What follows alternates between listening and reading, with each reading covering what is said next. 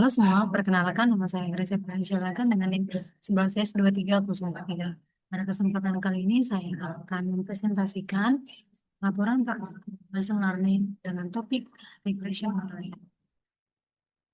Di sini saya sudah menjalankan atau sudah mengikuti semua yang ada pada latihan yang pertama, mulai dari filter data yang penting itu dari file tiket, tiket pesawat sampai dengan tahapan eh, evaluasi regresi untuk tiket pesawat.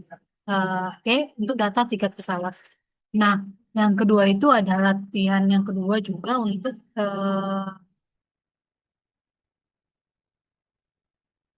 yang kedua itu adalah Titanic, di mana saya sudah melakukan eh, tahapan demi tahapan sesuai dengan modul, mulai dari memilih kolom penting sampai dengan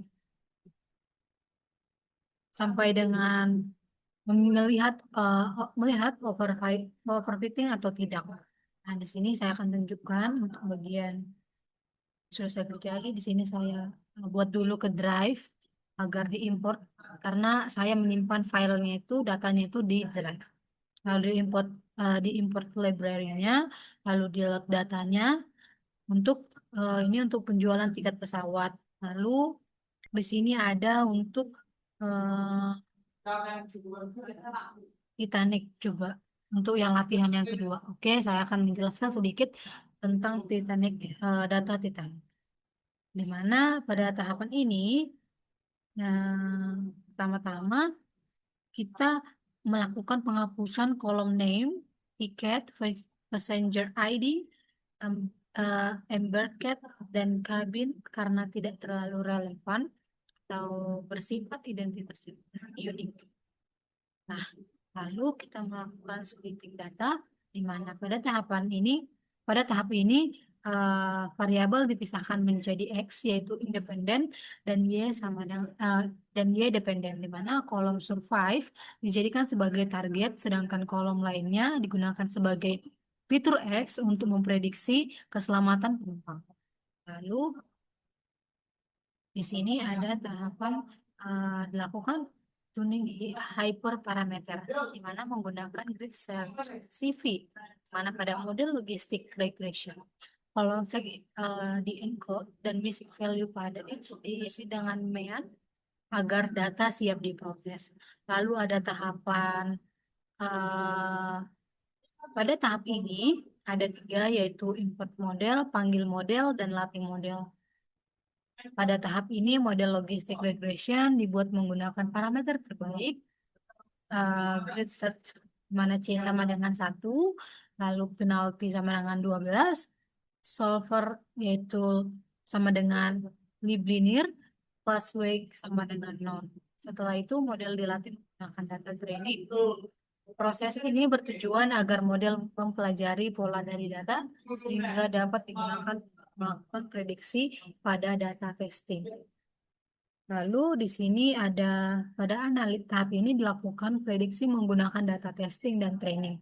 Kemudian dihitung metrik evaluasi yaitu akurasi, recall, precision, dan F1 score, di mana hasilnya menunjukkan akurasi sebesar 78,89%, recall 69,23%, precision 79,41%, dan 4F1 score 73,97%. Ini berarti model cukup baik dalam memprediksi keselamatan penumpang dengan precision yang lebih tinggi dibanding recall, sehingga model lebih baik dalam meminimalkan kesalahan prediksi positif dibanding menangkap seluruh kasus positif. Lalu kita bisa melihat overfitting atau tidak. Nah, di sini dilakukan perbandingan akurasi data training dan testing untuk melihat apakah terjadi overfitting. Bisa kita lihat hasilnya menunjukkan akurasi training sebesar 80,02% dan akurasi testing sebesar 78,89%. Selisihnya kecil, sehingga dapat disimpulkan bahwa model tidak menangani overfitting yang signifikan dan memiliki kemampuan generalisasi yang cukup baik. Lalu untuk tugas di sini yang pertama kita import dulu library-nya, di mana ini adalah persiapan analisis data dan pemodelan regresi.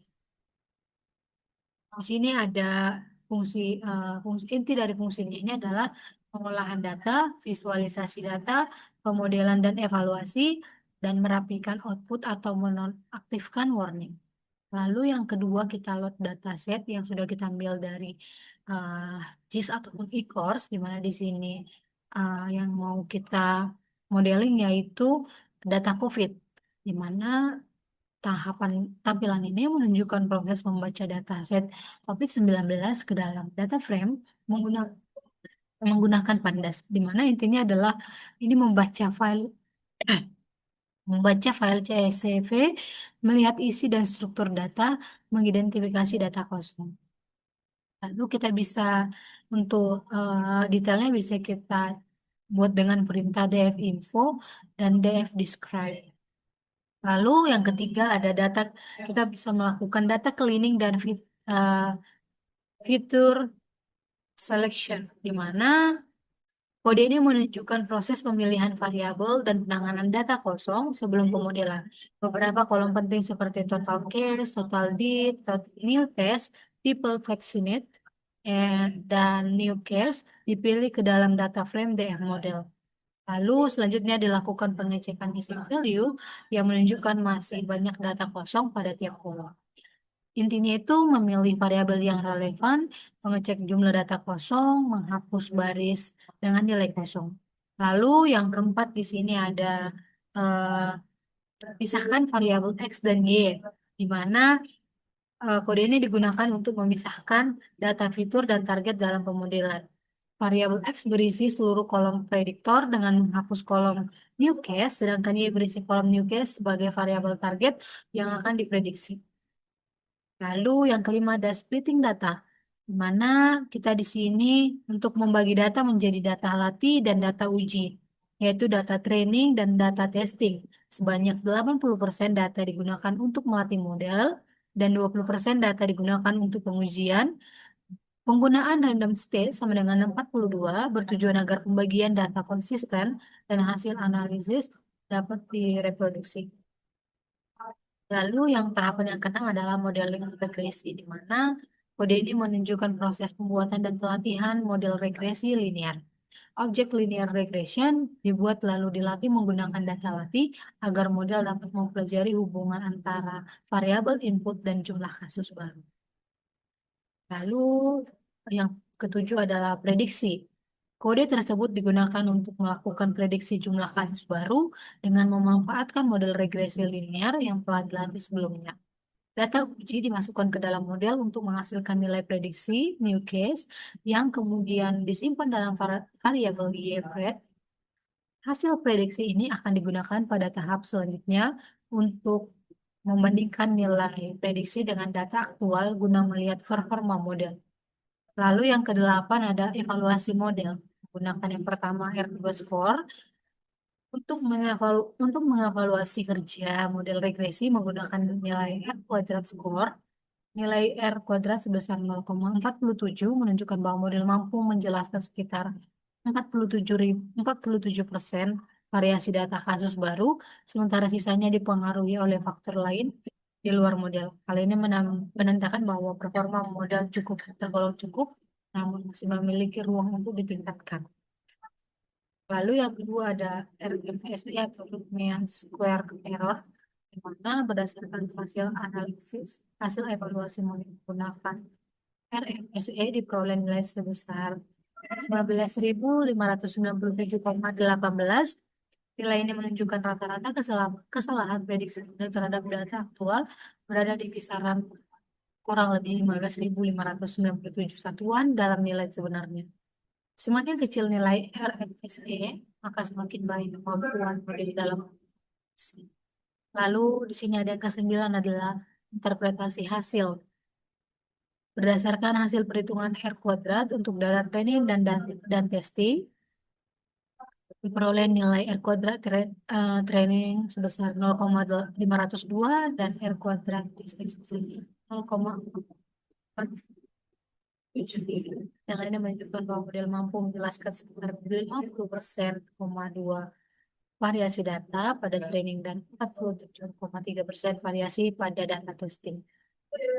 Perbedaan antara nilai training dan testing tidak terlalu jauh, sehingga dapat dikatakan bahwa model tidak mengalami overfitting yang signifikan. Model masih memiliki kemampuan generalisasi yang cukup baik dengan terhadap data baru. Namun karena nilai R kuadrat masih berada di kisaran 0,4 sampai dengan 0,5, performa model tergolong sedang dan masih bisa ditingkatkan agar mampu menjelaskan variasi data dengan lebih optimal. Adapun kesimpulan yang bisa diambil setelah melakukan praktikum ini adalah yang pertama, tahap pre-processing sangat krusial karena ditemukan missing value, data speed, serta outlier sehingga perlu dilakukan investasi median atau mode, perubahan tipe data, dan pembersihan agar data siap dianalisis. Yang kedua, distribusi beberapa variabel seperti newcase dan newdit bersifat positively square sehingga penggunaan median dan metode IQ, EQR efektif untuk menjaga kestabilan data. Yang ketiga ada visualisasi data membantu memahami pola dan tren seperti peningkatan kasus COVID-19. Lalu yang kelima, nilai R kuadrat training 0,502 dan R kuadrat testing 0,473 yang tidak berbeda jauh. Model tidak mengalami overfitting signifikan, namun performanya masih dalam kategori sedang dan dapat ditingkatkan lebih lanjut. Sekiranya demikian yang bisa saya sampaikan. Apabila ada kesalahan kata, saya mohon maaf. Sampai jumpa di praktik selanjutnya. Terima kasih.